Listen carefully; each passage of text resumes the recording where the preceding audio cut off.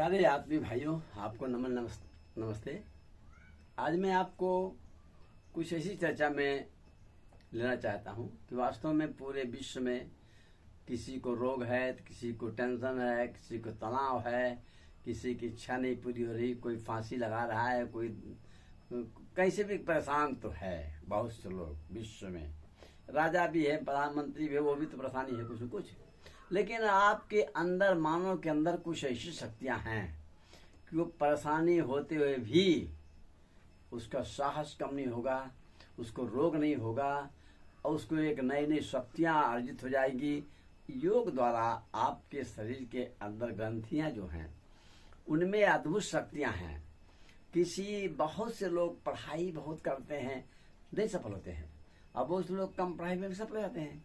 अंदर की कुंडली विकसित है तो मेहनत नहीं करना है, थोड़े से ही में अब बिजनेस बढ़िया सफल होगा। नौकरी देने वाला आप बन जाओ प्यारे भाइयों, कुंडली शक्ति विकसित कर लो, नौकरी देने वाला हो जाओगे। नौकर बनना क्या अच्छी चीज है क्या? आपके अंदर ऐसी शक्तियां हैं। देखो, आपके पुराना इतिहास पढ़ो जिसमें गोरखनाथ बाबा भर्तृहरि एक एक सिद्ध संत हुए हैं, जो उनके पास लोग जाते थे तो उनको वरदान मिल जाता था। वो भी तो मनुष्य तो थे, हम भगवान कहते हैं। जो भी ऋषि मुनि या जो भी सब मनुष्य ही थे, भगवान हुए। आप भी भगवान बन सकते हो, आप भी ऋषि मुनि बन सकते हो।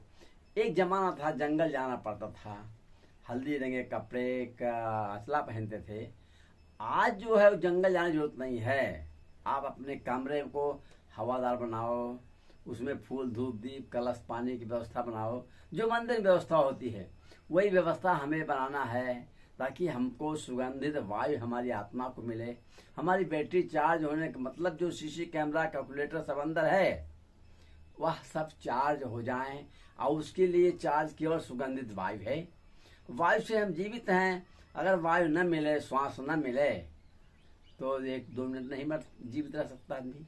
भोजन तो हमें बहुत ज़्यादा जरूरत नहीं है, लेकिन आवश्यकता है ही है। लेकिन उसके बगैर आदमी जीवित रह सकता है 2-4 10 दिन 5 दिन, हवा में नहीं। तो श्वास के माध्यम से हमारे अंदर शक्तियाँ, ऊर्जा शक्ति पैदा होती है। तो श्वास हम सुगंधित लें, भोजन हम पौष्टिक लें, ये नियम है। तो सुगंधित वायु, जैसे कहा गया, बहुत से लोग रोग हो, मुसीबत घर में आ रही है तो लोग बताए ज्योतिषाचार्यों ने कि महामृत्युंजय मंत्र का जाप करो। अब देखो क्या अर्थ क्या लिखा गया है। ओम त्र्यंबकम यजामहे सुगंधिम पुष्टिवर्धनम उर्वारुकम मंदनात् मृत्युमिच्छिमामृतात् स्वाभुवा भुवम साजुवम संपुट देते हैं।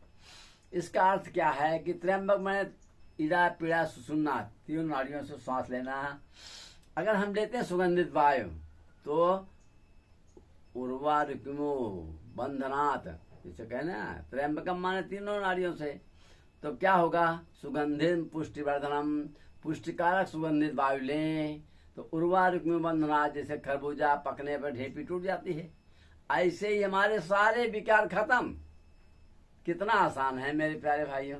सुगंधित वायु घर में बनाइए। छोटे से मंदिर में बहुत से लोग, सेठ लोग दुकान में बना लेते हैं, वही धूप दीप जला के प्रणाम करके अपना काम करते हैं।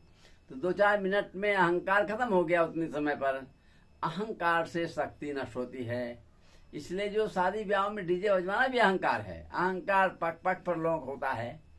बहुत से लोग कवि भी बढ़िया कवि तो कह दिए, उनको अहंकार हो गया हमारे कविता पर, तो इसलिए उनकी कविता भी प्यारी नहीं लगेगी, कमजोर लगेगी, अच्छी नहीं लगेगी उनको। अहंकार से शक्ति नष्ट होती है। मंदिर में फूल धूप दीप की व्यवस्था इसलिए बनाई गई है, ऋषियों ने बनाया है कि वहां पर अहंकार खत्म होगा, और उस समय फूल धूप दीप की सुगंध से तर कोशिकाएं बनेगी, हम स्वस्थ हो जाएंगे दिन भर के लिए। तो अगर हम ऐसा स्वस्थता के लिए वायु में प्राणायाम करें, केवल 1-1.5 महीने 10 मिनट 1 घंटा सुबह 1 घंटा शाम, आप कहीं भी टच करो, हे मेरे आत्मदेव, आपके अंदर आत्मा ही परमात्मा बन जाएगी, और जो जो चाहेंगे वो मिलेगा। अब बहुत से विद्यार्थी कुछ चाहे देखें कुछ मिल जाएगा, जो भी कर लेंगे, जो मिल जाए नौकरी कर लेंगे।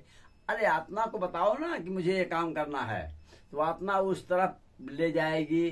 क्या बाधा है वो बाधा खत्म करेगी वो, आप उधर रुझान बनेगा आपका।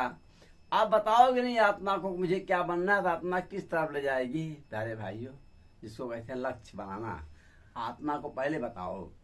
आत्मा के पास तो पूरा भंडार है, आप जितना चाहो उतना मिलेगा, लेकिन आप लिमिट से ज्यादा मांगोगे तो आपकी शक्तियां खत्म होगी ना। इसलिए आप जो लिमिट है उतने से मांगो ना, हर चीज मिलेगा आपको।